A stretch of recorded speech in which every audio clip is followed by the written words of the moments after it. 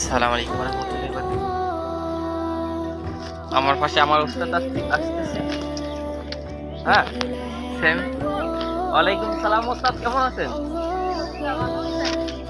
কথা হচ্ছে হালাল পথে ইনকাম করতে গেলে অনেক কষ্ট করা লাগে, যেমন আমার উস্তাদ ইনকাম করতেছে হালাল পথে, তার জন্য দোয়া করবেন এবং আমার জন্য দোয়া করবেন।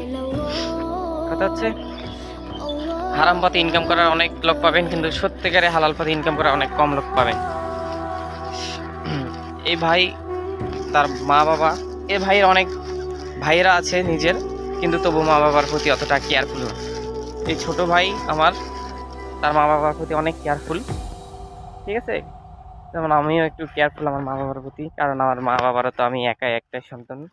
এই আমার কোনো ভাই নাই, বড় বোন আছে, বিয়ে হয়ে গেছে, কিন্তু ভাইয়ের অনেক ভাই আছে, কিন্তু তবু মা বাবার পাশে থাকে না।